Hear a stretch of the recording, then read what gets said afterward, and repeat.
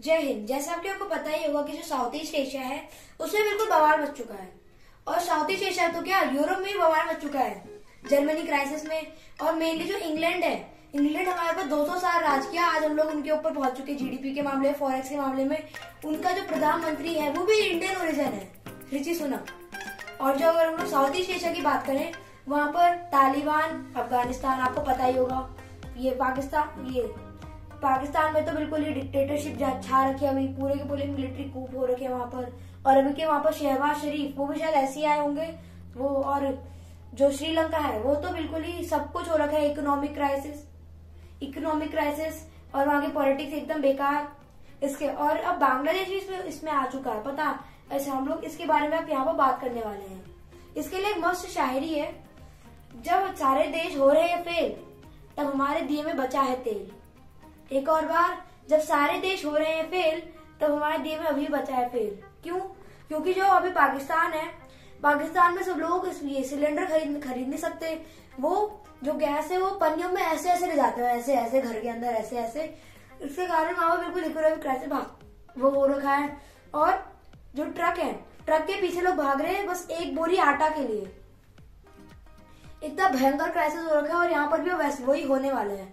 अब ऐसा क्यों? हर एक चीज को जानने से पहले उसकी हिस्ट्री तो पता करनी पड़ती है ना। तो टॉपिक नंबर 1, इंट्रोडक्शन। जो बांग्लादेश है, फर्स्ट तो पहले तो पाकिस्तान का हिस्सा था, 50% एक्सपोर्ट संभालता था, सब कुछ, मतलब 50% बांग्लादेश करता था ईस्ट पाकिस्तान के लिए। लेकिन फिर वो बांग्लादेश में रिवोल्ट होने लगे, क्योंकि वो उनकी बात ही नहीं मांग रहे थे, ईस्ट पाकिस्तान वेस्ट पाकिस्तान, ये वेस्ट पाकिस्तान ईस्ट पाकिस्तान की। डेट्स वाई ये 1971 में ईस्ट पाकिस्तान अलग हो गया। इसी कारण पाकिस्तान में पूरा क्राइसिस छा रखा है। और 2021 में है ना, GDP growth rate, life expectancy, और जो वो था, और जो एक्सपोर्ट्स होते हैं ना, वो एक्सपोर्ट्स भी पाकिस्तान से ज्यादा हो गए थे। तो ऐसा क्या हो रहा है कि हम लोग को ये कहना पड़ रहा है, इस पाकिस्तान इकोनॉमी डाइंग है। हम लोग क्यों कह रहे हैं ये हम लोग सेकंड पॉइंट में जानेंगे, why we are saying this.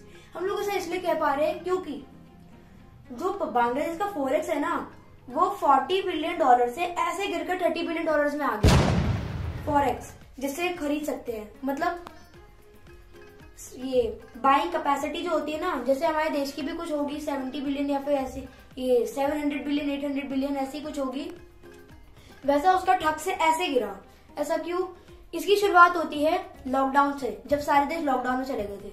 उसको कोई एक्सपोर्ट कर नहीं पा रहा था, उनकी इकोनॉमी की हालत बुरी हो गई। फिर जब ये लॉकडाउन हटा, तुरंत रशिया यूक्रेन का वॉर छा गया भाई। उसके कारण गल्फ कंट्रीज भी लाइक, अब तो मजा आएगा, अब तो तेल बिकेगा हमारा।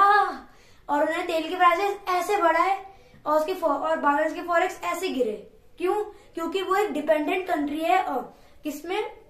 तेल में। और वो तेल या तो रशिया से खरीदता था, रशिया तो बंद हो गया, अब गल्फ कंट्रीज उनको महंगे बेच रहे हैं कि वाह भाई। अब हम भी क्या कर सकते हैं। और वहां पर एक और चीज, एक्सपोर्ट, और वहां पर जो है ना, अनएम्प्लॉयमेंट इतनी बढ़ गई है कि उसको $4 billion bail out package IMF से लेना पड़ रहा है मजबूरी में। वो लेना ही चाहता था, लेकिन फिर भी लेना पड़ रहा है उसे। और ऐसा क्यों कह रहे हैं? क्यों? ये हम लोग नेक्स्ट टॉपिक में जानेंगे कि व्हाट हैज हैपेंड, ऐसा क्यों हुआ। ये आप मैंने बता दी क्यों, कहाँ से शुरुआत हुई, ऐसा क्यों हो रहा है।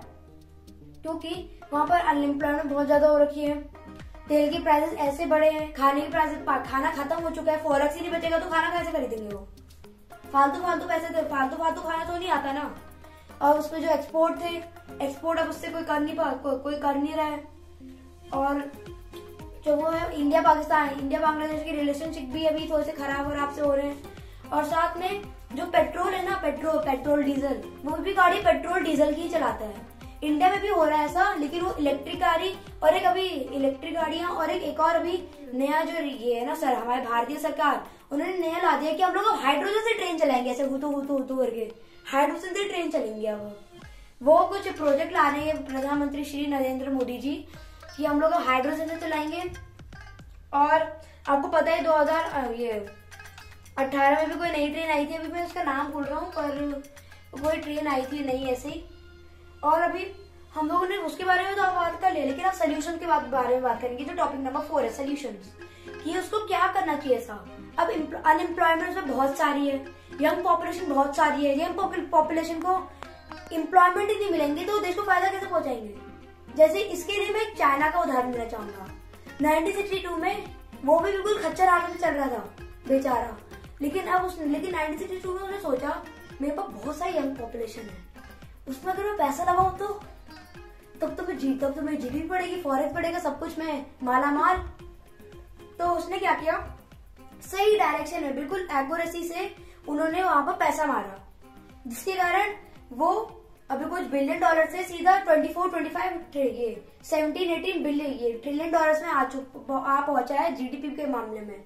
ऐसा भी इंडिया भी कर रहा है उसकी, क्योंकि वहां पर दोनों देशों में चीप लेबर है, चीप लैंड है, साथ में वहां पर जो है ना अभी नए वो जो कंपनीज है वो आ रही है, उसमें इन्वेस्ट करना बहुत फायदेमंद है। जैसे अडानी ग्रुप हो गया, अंबानी ग्रुप हो गया, ऐसी, और डी मार्ट में भी डी मार्ट में भी अब लोग इन्वेस्ट कर रहे हैं। क्यों? क्योंकि उन्होंने इंडिया वो चाइना ने सही डायरेक्शन में पैसा को इन्वेस्ट किया, इसके कारण। तो बांग्लादेश को नहीं करना चाहिए। 80% पॉपुलेशन अभी $6 में जी रही है पर दिन, मतलब 500 रुपीज पर दिन, ऐसे ही वो 500 रुपीज में वो जी रहे हैं। 500 रुपीज में पेट्रोल ही भरा सकते हैं वहां, और खाने, और वहां खाना अभी शायद कुछ बहुत महंगा हो गया है, वो कैसे जिएंगे। तो अभी उनके पास जीडीपी पैसा तो है ही, उनको सही जगह में डालना चाहिए पैसा, ताकि वो ग्रो कर सके। देखो इमोजी की तरह से उटू, अभी वो ऐसे चल रहे हैं, कभी वो ऐसे चलेंगे। ये हो गया सोल्यूशन। अब आ रही है 5th की, जो बहुत इंपॉर्टेंट है। If there anything important for India, yes important है, जिसमें भारत सरकार ने वो भी कर लिया है।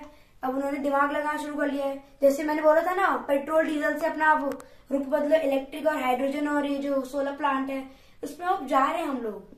वहां पर इंडिविजुअल उसमें सोलर पैनल्स और कुछ मैंने बोला था ना हाइड्रोजन ट्रेन चलाएंगे अभी, और ऐसा। और दूसरा वो मैंने अभी बोला था कि जो यंग पॉपुलेशन है उनको रोजगार दिया जा रहा है, ताकि वो हमारे देश को फायदा पहुंचा सके। जैसे अभी जो गल्फ कंट्रीज है उनमें अभी डेवलपमेंट ये कुछ बन रहा होगा।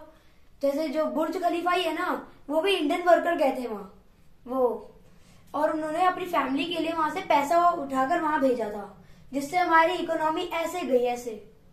और इसकी ये कब से शुरू हुआ? 1991 से, जब हमारे देश में भी इकोनॉमिक क्राइसिस थी, और तब हम लोग लिबरलाइजेशन किया था, अर्बनाइजेशन की पहली सीढ़ी चढ़ी थी, और वहां पर प्राइवेटाइजेशन कर दिया था सब कुछ।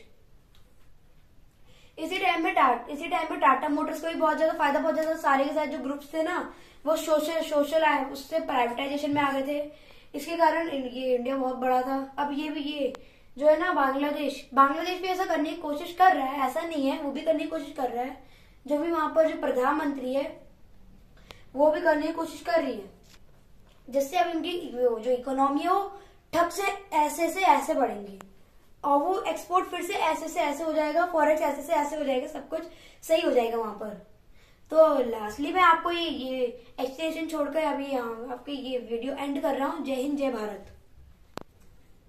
हमको ये इन्फॉर्मेशन गैदर में बहुत ज्यादा टाइम लगता है, बहुत ज्यादा टाइम लगता है, और बहुत ज्यादा एफर्ट्स लगते हैं, और जो बोलने का तरीका और जो अटेम्प्ट्स लगते हैं वो भी बहुत सारे हैं, उसमें बहुत एफर्ट लगता है।